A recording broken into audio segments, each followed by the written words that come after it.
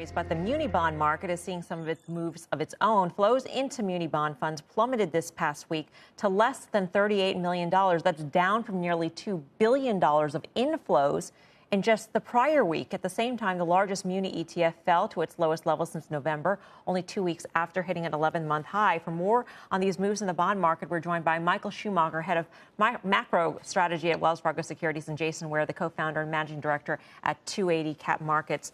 Guys, good to have you with us.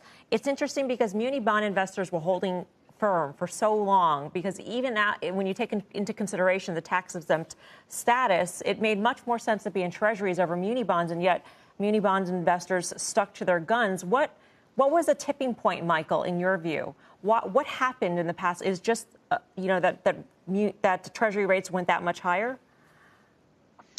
Yeah, Melissa, I'd say it's a function of Treasury yields going up a fair bit, and certainly the move over the last, call it, month, as Steve just talked about, has been impressive. That's factor number one. And also maybe, just maybe, there's a little concern about tax rates being revised over the next, call it, 3 to 4 months. So it's probably a combination of those two events. When you say tax rates being revised, what sorts of revisions are you thinking of?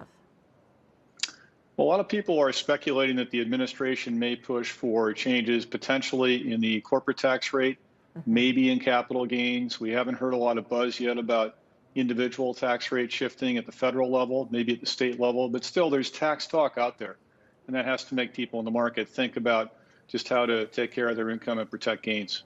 Jason, what's your take on what's gone in, especially when it comes to the dramatic swing that we saw from inflows to outflows?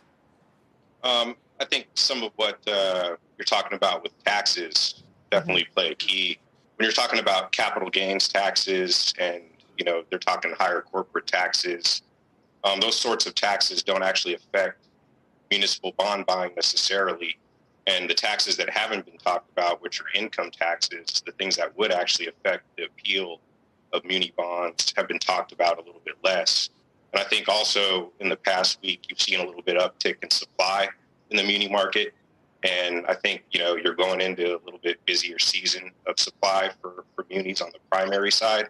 And that's also going to, continue to help push yields up a little bit. So do you think, Michael, the decline continues in muni bonds? I really would look to the Treasury market there, Melissa. In our view at Wells Fargo is that yields have come up awfully quickly. They're down a little bit today.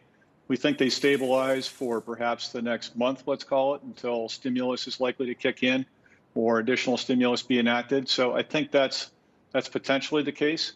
But beyond that, we think yields rise. So a temporary pause followed by an increase in yields. That's our take on it. Yeah. How about you, Jason? What would you recommend to investors at this point? I would recommend a laddered approach to your portfolio. When it comes to munis, you don't ever want to really overthink it. If you're laddering, and each year you have principal coming due, as interest rates rise, put that money to work, capture that accreted interest. And, we don't really recommend calling the market. The laddered approach, slow and steady, is the muni approach. All right, gentlemen, thank you so much for your time. Michael Schumacher, Jason Ware. Shepard Smith here. Thanks for watching CNBC on YouTube.